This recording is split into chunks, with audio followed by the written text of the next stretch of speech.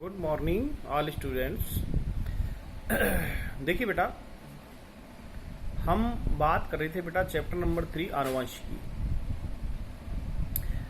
हमारा टॉपिक आज का है मेंडल के नियम या वंशागति के नियम। तो बेटा देखिए, हमने जो पढ़ी थी आनुवंशिक शब्दावलियां, विभिन्न परिभाषाओं को पढ़ने के बाद हम वंशागति के नियम या मेंडल के नियमों को पढ़ते हैं। तो देखिए, मेंडल ने जो पादप संकरण के प्रयोग किए, उस आधार पर मेंडल ने वंशागति के 3 नियम बनाए। कितने नियम? 3। नंबर 1, प्रभाविता का नियम, लॉ ऑफ डोमिनेंस। प्रभाविता का नियम, इसे इकाई लक्षण का नियम भी कहते हैं, क्योंकि यह जो नियम है वो एक लक्षण पर आधारित है। दूसरा नियम है पृथक्करण का नियम। इसी का एक और नाम है युग्मकों की शुद्धता का नियम, और इसी का एक और नाम है विसंयोजन का नियम। जैसे हम कहते हैं इंग्लिश में लॉ ऑफ सेग्रेगेशन या purity of gamete, law of purity of gamete. तीसरा नियम है स्वतंत्र अपव्यूहन का नियम, स्वतंत्र अपव्यूहन का नियम, यानी लॉ ऑफ असॉर्टमेंट। ठीक है, तो मेंडल ने 3 वंशागति के नियम दिए। हम तीनों नियमों का क्रमवार अध्ययन करते हैं, लेकिन उसके लिए आपने जो कल शब्दावलियां पढ़ी है उनमें से कुछ वर्ड्स काम आएंगे। उन शब्दों को आपको ध्यान से समझना है और उसी से आपको स्टडी करनी है। तो देखिए बेटा, लेट्स स्टार्ट। टॉपिक हम डालेंगे, कल हमने टॉपिक छोड़ा था यहाँ पर सूजेनिक्स पर। ठीक है, इसी टॉपिक को आप यहीं से आगे बढ़ाएंगे, आपका काम अधूरा नहीं होना चाहिए, टॉपिक वाइज चलता रहे। तो आप टॉपिक डालो मेंडल के नियम। ठीक है, या आप लिखो इसको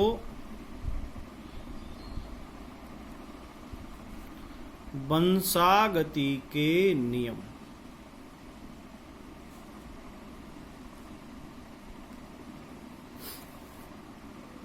मेंडल के नियम या वंशागति के नियम।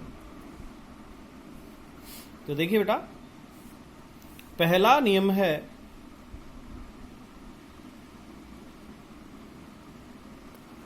प्रभाविता का नियम।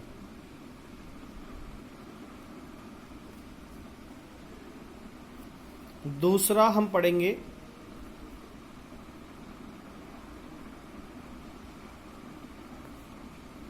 पृथक्करण का नियम, और तीसरा हम पढ़ेंगे स्वतंत्र अपव्यूहन का नियम। तो मेंडल ने मटर के पौधे पर प्रयोग करते हुए ये आनुवंशिकता के 3 नियम बनाए, जो पादप संकरण प्रयोगों से संबंधित है। इनमें से पहला और दूसरा प्रयोग एक संकरण पर आधारित है, और जो तीसरा प्रयोग है ये द्विसंकरण, त्रिसंकरण या बहुसंकरण पर आधारित है। ठीक है बेटा, तो हम पढ़ते हैं पहला नियम, नंबर 1। पहला नियम है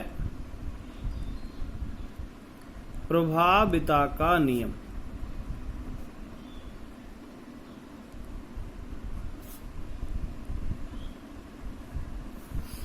प्रभाविता का नियम। अब बेटा, क्या होता है प्रभाविता का नियम?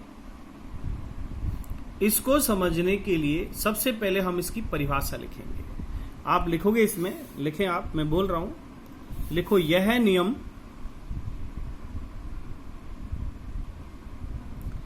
एक संकरण पर आधारित है। लिखो इसमें, यह नियम एक संकरण पर आधारित है। ठीक है, आगे लिखो, इस नियम के अनुसार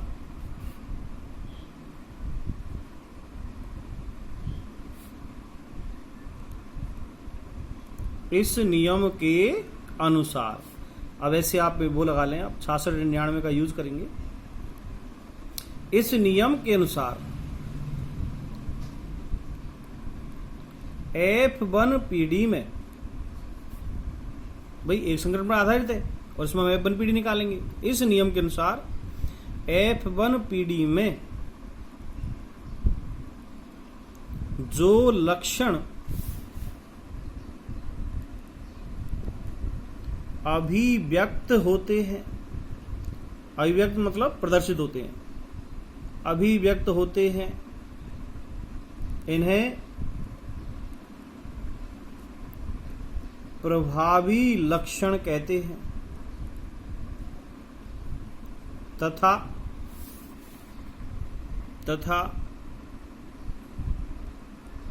F1 PD में जो लक्षण अभिव्यक्त नहीं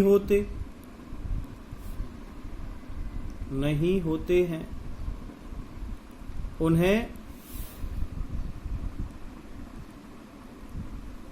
अप्रभावी लक्षण कहते हैं। आते देखो, तो F1 PD में जो लक्षण अभिव्यक्त होते हैं उसके आधार पर ही इसे कहा गया है प्रभाविता का नियम। ठीक है, तो प्रभावी लक्षण होने के कारण इसको नाम दिया गया, अतः इसे प्रभाविता का नियम कहते हैं। ठीक है, तो आप परिभाषा लिख लो ऐसे कैसी, देख के जो मैंने लिखा है इसको आप नोट कर लें।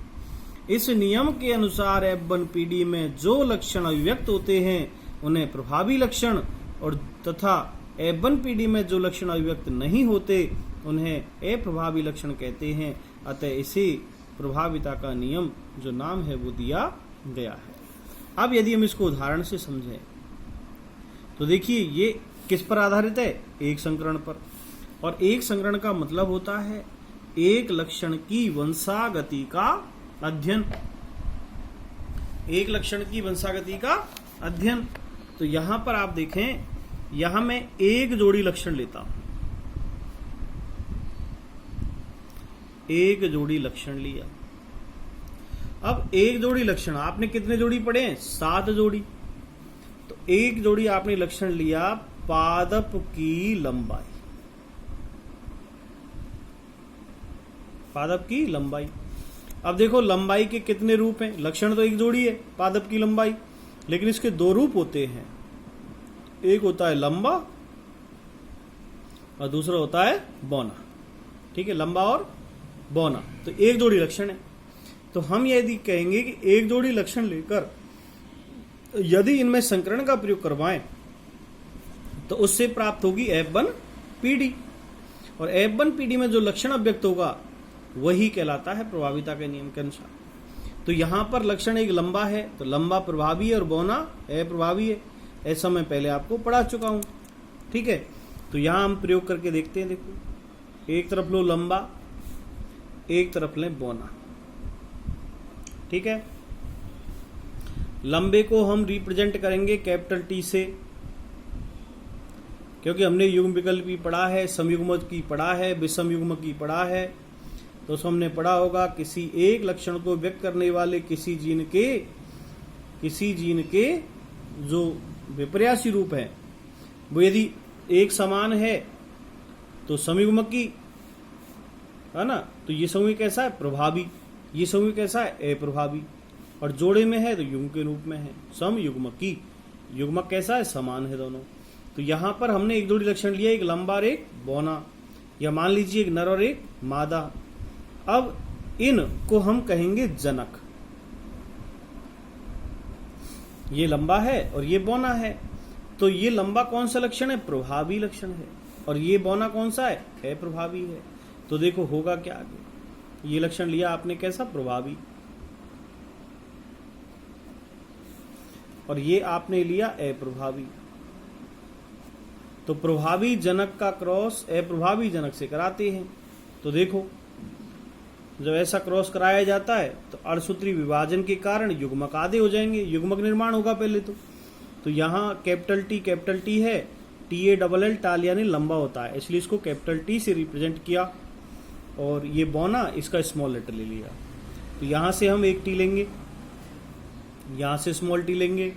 अब ये दोनों क्या है, जनकों के युग्मक हैं। क्या है, जनकों के युग्मक। ठीक है, अब इन युग्मकों में जो क्रॉस कराएंगे उसको कहते हैं संकरण या निषेचन। ये करा दिया हमने क्रॉस,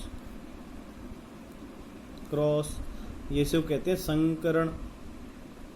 ये एक युग्मक लंबे का और एक बौने का मिला दिया, कैपिटल T और स्मॉल टी। तो जनक से जो प्राप्त होती पीढ़ी उसको कहते हैं F1 पीढ़ी, प्रथम संतानीय पीढ़ी। तो इसको नाम देंगे हम F1 पीढ़ी। अब हम यहां देखें पौधे कैसे प्राप्त हुए।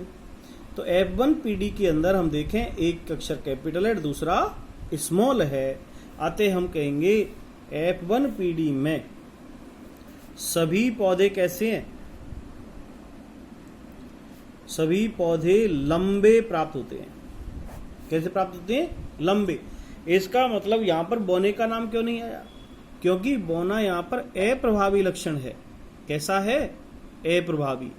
तो लंबापन बौने पर प्रभावी है, इसलिए इसको नाम दिया गया प्रभाविता का नियम।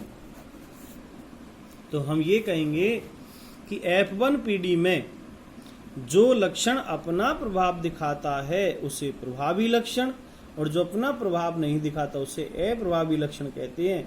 इसी आधार पर मेंडल का प्रथम नियम बना, जिसे कहते हैं प्रभाविता का नियम। ठीक है, अब इस F1 पीढ़ी के आधार पर जब हम इससे F2 पीढ़ी प्राप्त करेंगे, कौन सी पीढ़ी, F2, तो ये लक्षण जो है सभी पौधे जो लंबे हैं, वैसे देखें तो लंबे तो है लेकिन अशुद्ध है। लेकिन यहाँ अशुद्धता की बात नहीं करेंगे, क्यों, अशुद्धता की बात कब होती है, शुद्ध अशुद्ध की, जब हम उसका जीनोटाइप देखें, उसका जीन प्रारूप देखें। यहाँ हम केवल देख के बता पा रहे हैं कि पादप की लंबाई है, लेकिन शुद्ध है या अशुद्ध इसकी बात नहीं करेंगे। ठीक है, तो अब हमें आगे पढ़ने के लिए हम दूसरे नियम पर जाते हैं। ठीक है, और दूसरा नियम है पृथक्करण का नियम। और पृथक्करण का नियम यहीं से शुरू करेंगे हम। कहां से, यहां से। तो देखिए आप, ये तो प्रभाविता के नियम का उदाहरण हो गया। ठीक है, अब हम पढ़ते हैं पृथक्करण का नियम। तो पृथक्करण के नियम का उदाहरण देखो आप यहां से, फिर मैं आपको परिभाषा लिखाऊंगा। ये F1 पीढ़ी है, तो F1 पीढ़ी में कराएंगे स्वपरागण, self pollination. Self pollination in F1 generation to receive capital T and small t. जब यहां पर स्वपरागण कराया, ठीक है, तो स्वपरागण से इसके युग्मक यानी F1 पीढ़ी के पौधों से जो युग्मक प्राप्त करे, कैपिटल और स्मॉल, इनमें क्या है, पुनः संकरण कराना है, पुनः क्रॉस कराना है, और उससे प्राप्त संतान होगी, इसको F2 पीढ़ी कहेंगे। तो इसके लिए हमें अब चेकर बोर्ड बनाना पड़ेगा। पनेट बर्ग, पनेट नाम की साइंटिस्ट ने इसको सबसे पहले बताया। ये चेकर बोर्ड है। ठीक है, इसके अंदर ये युग्मक रखेंगे, F1 पीढ़ी के युग्मक हैं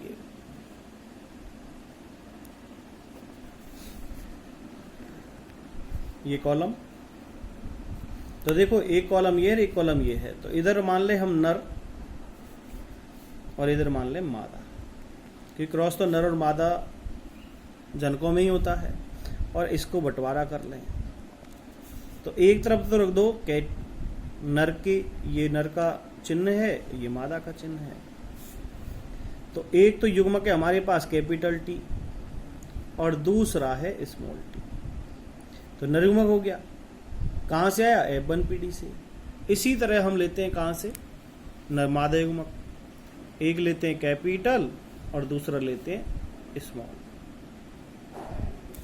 ठीक है, अब हम इनमें क्रॉस कराएं, तो इस नर युग्मक का इस मादा युग्मक से क्रॉस कराएंगे तो दोनों कैपिटल है या नहीं, तो यहां पर दोनों ही कैपिटल लिखेंगे। ठीक है, अब कैपिटल का मतलब क्या, मिलान कीजिए, तो मिलान से पता लगेगा ये पौधा लंबा प्राप्त होगा, और वो भी कैसा, शुद्ध लंबा, क्योंकि हमने F1PD के अंदर इधर शुद्ध लंबा लिया था और शुद्ध बौना लिया था, और शुद्ध लंबा और शुद्ध बौने में क्रॉस कराया तो हमें शुद्ध लंबे प्राप्त हुए सभी। लेकिन यहाँ देखो, अब नरयुग्मक भी कैपिटल है, मादा भी कैपिटल है, तो यहाँ जो पौधा प्राप्त हुआ वो शुद्ध लंबा। अब दूसरा देखो, नरयुग्मक स्मॉल टी, मादा युग्मक कैपिटल टी, दोनों का क्रॉस किया तो क्या आएगा, कैपिटल टी और स्मॉल टी। अब इस पौधे को देखें हम, तो ये लंबा तो है लेकिन शुद्ध नहीं है, ठीक है। अब और देखें हम, तो नरयुग्मक का कैपिटल टी से हो गया। अब हम लेते हैं स्मॉल टी से, तो नर का कैपिटल टी मादा के स्मॉल टी से कराएंगे तो क्या आएगा, कैपिटल टी और स्मॉल टी। मतलब ये लंबा तो है लेकिन अशुद्ध है। अब क्या बचा, नर का स्मॉल टी, मादा का स्मॉल टी, क्रॉस करा दीजिएगा। दोनों ही कैसे युग्मक है, स्मॉल टी, तो संतान भी कैसी प्राप्त होगी, समयुग्मक की बौनी, लेकिन शुद्ध है। तो अब हम इसको देखकर बताएंगे। तो सबसे पहले हम लिखेंगे इसका लक्षण प्रारूप। लक्षण प्रारूप मतलब इसको कहते हैं फिनोटाइप। ये परिभाषा में लिखवा चुका हूं। लक्षण प्रारूप का मतलब है किसी भी जीव के बाहरी लक्षण, एक्सटर्नल एक्सप्रेस या एक्सटर्नल कैरेक्टर ऑफ ऑर्गेनिज्म, जीव के बाहरी लक्षण जिनको हम आंखों से देख पाते हैं वो फिनोटाइप कहलाते हैं। तो अब हम इसमें देखें, ये भी पौधा लंबा, ये भी लंबा और ये भी लंबा, तो लंबे कितने हुए, 3। लंबे पौधे कितने हैं, 3, और बौना कितना है, 1। तो अनुपात क्या आया, लक्षण प्रारूप या फिनोटाइप है वो अनुपात आया 3:1, मीन्स 3 पौधे लंबे और 1 पौधा बौना। अब ये लक्षण प्रारूप है, तो जीन प्रारूप क्या होगा, जीन प्रारूप अनुपात, इसे अंग्रेजी में कहते हैं जीनोटाइप। जीनोटाइप। अब जीनोटाइप की परिभाषा आपने पढ़ रखी है। जीनोटाइप की परिभाषा क्या है, किसी जीव की जीनी संरचना, किसी जीव की यानी जेनेटिक स्ट्रक्चर ऑफ ऑर्गेनिज्म, जीव की आनुवांशिक रचना या आंतरिक संरचना जो उसके युग्मकों से आधारित है वो जीन प्रारूप कहलाता है। यानी हम यहाँ पर अब शुद्ध अशुद्ध की बात करेंगे। तो आप चेकर बोर्ड में देखिए, ये भी लंबा, ये भी लंबा, ये भी लंबा, लेकिन अंतर फिर भी है लंबे में। यानी एक कैसा है, शुद्ध लंबा है। तो हम क्या कहेंगे, शुद्ध लंबे कितने पौधे हैं, शुद्ध लंबा, और इसका संकेत है कैपिटल टी। कैपिटल टी कितने देखो बताओ, 1। कितने, 1। अशुद्ध लंबे देखो कितने हैं, अशुद्ध लंबे कितने देखो, अशुद्ध लंबा मतलब कैपिटल और स्मॉल, कितने काउंट करो देख के, कितने निकलेंगे, 2। एक ये रहा और एक ये रहा, ये तो शुद्ध लंबा हो गया, और ये दोनों अशुद्ध लंबे हो गए। और देखो तीसरा क्या है, बौना है, और बौना हमेशा शुद्ध होता है। स्मॉल टी कितने हैं, 1। तो संतान यहाँ पर 4 थी, देखो लक्षण प्रारूप में 3:1, लेकिन यहाँ पर 3 पौधे जो लंबे हैं उसके 2 भाग हो गए, शुद्ध और अशुद्ध। तो यहाँ जीनोटाइप क्या आएगा, जीनोटाइप आया इसका 1:2:1,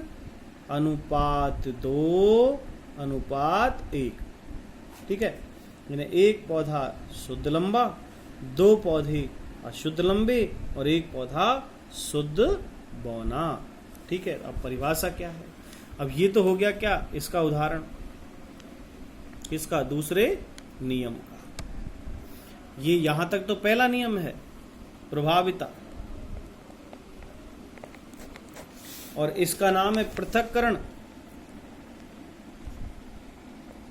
क्यों है पृथक्करण, प्रभाविता में तो सभी पौधे लंबे F1 पीढ़ी में प्रभावी है, लेकिन यहाँ प्रभावी और अप्रभावी दोनों ही लक्षण अपने लक्षणों को व्यक्त करते हैं। ये पृथक हो जाते हैं, विसंयोजित हो जाते हैं, युग्मक शुद्ध हो जाते हैं, इसलिए इसका नाम है पृथक्करण का नियम। तो परिभाषा आप नोट करेंगे। टॉपिक डालें, पृथक्करण का नियम। परिभाषा लिखें, मैं बोल रहा हूं तो आप पहले तो एक लाइन ये लिखें कि यह नियम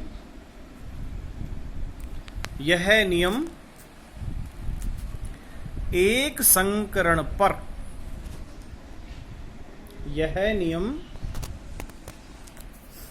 एक संकरण पर आधारित है। लिखो बेटा, आगे देखो। इस नियम के अनुसार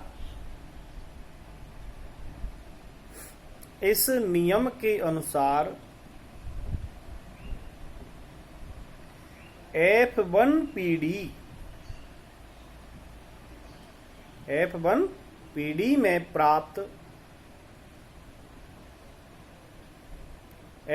पीढ़ी में प्राप्त पौधों के युग्मकों से F2 पीढ़ी प्राप्त करते हैं। युग्मकों से F2 पीढ़ी प्राप्त करते हैं, जिसमें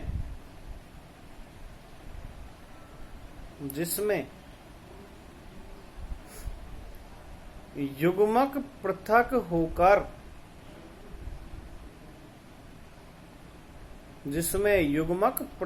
होकर अपने लक्षणों को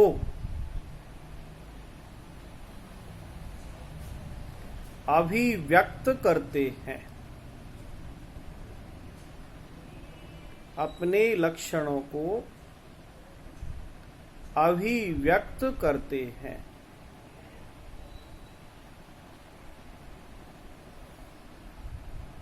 अतः इसे पृथक्करण का नियम कहते हैं। अतः इसे पृथक्करण का नियम कहते हैं। देखिए बेटा, एक नाम और है इसका, तो आगे एक लाइन और कर लें। F2 पीढ़ी में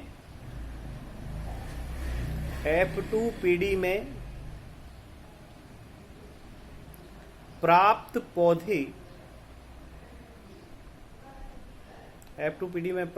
पौधे लंबे व बौने दोनों प्रकार के हैं। लंबे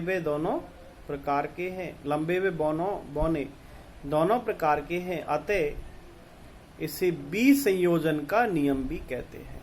विसंयोजन का नियम भी कहते हैं। विसंयोजन मतलब बिछुड़ना। जो F1 पीढ़ी में सभी पौधे लंबे थे, उनसे जब F2 पीढ़ी निकाली तो लंबे भी हैं और बौने भी हैं, तो कैसे हो गए? वो विसंयोजित हो गए।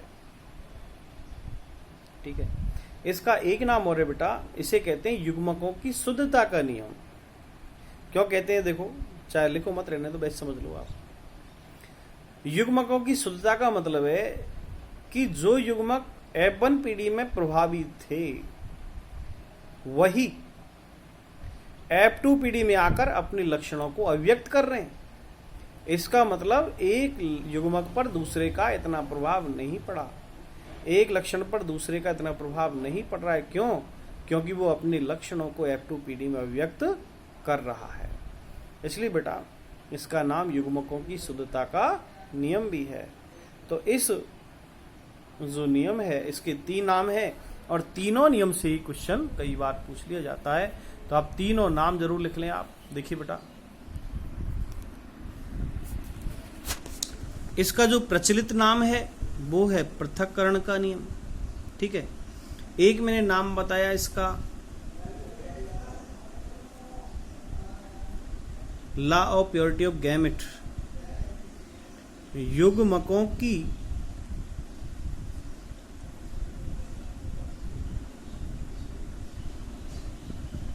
शुद्धता का नियम।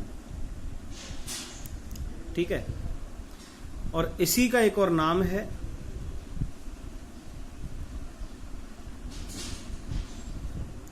विसंयोजन का नियम। विसंयोजन का मतलब होता है बिछुड़ना। ठीक है, तो यहां पर इसका आप उदाहरण देख लीजिएगा। ये उदाहरण यहां से चालू होता है विसंयोजन का, यानी F1 जो पीढ़ी है, इस F1 पीढ़ी के युग्मक अलग हो गए और इन युग्मकों से हमने ये F2 पीढ़ी निकाली। ये चेकर बोर्ड है, इसको F2 पीढ़ी कहेंगे, F2 पीढ़ी। ठीक है, F2 पीढ़ी है ये। तो यहाँ पर क्या है कि ये जो लक्षण है अलग अलग हो जाते हैं। 3:1 जो पौधे हैं, इसमें 3 भी, इसके भी 2 भाग हो जाते हैं, 1:2, यानी शुद्ध लंबा, अशुद्ध लंबे और बौने। इस तरह ये 4 पौधे हैं और यहाँ पर ये अलग हो जाते हैं, इसलिए इसको पृथक्करण का नियम कहते हैं। तीसरा जो नियम है वंशागति का, उसका नाम है स्वतंत्र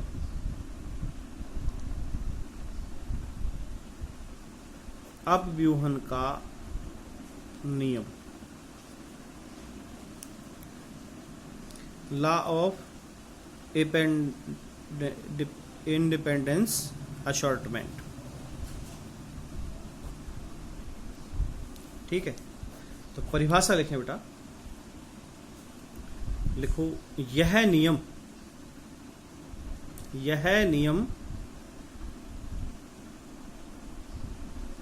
द्विसंकरण,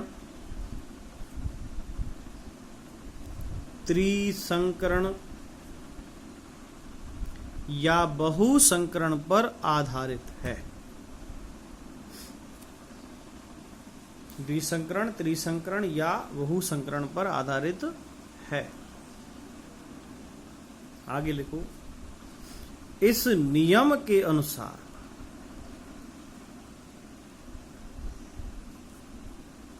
अकॉर्डिंग टू दिस लॉ, इस नियम के अनुसार,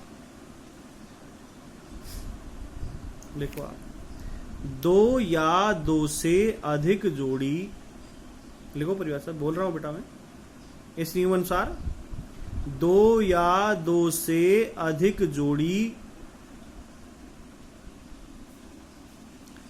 विपर्यासी लक्षणों वाले 2 या 2 से अधिक जोड़ी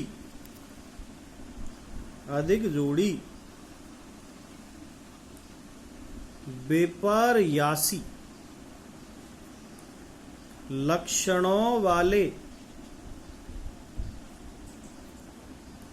जनकों के मध्य, लिखो, इस नियम के अनुसार 2 या 2 से अधिक जोड़ी विपर्यासी लक्षणों वाले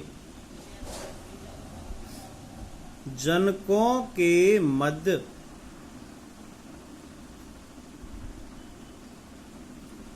संकरण कराया जाता है। संकरण कराया जाता है तो इससे प्राप्त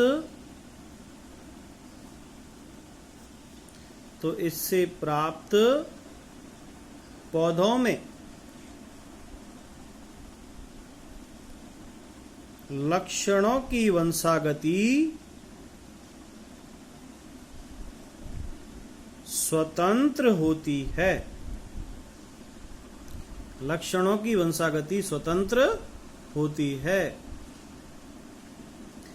एक लक्षण की वंशागति पर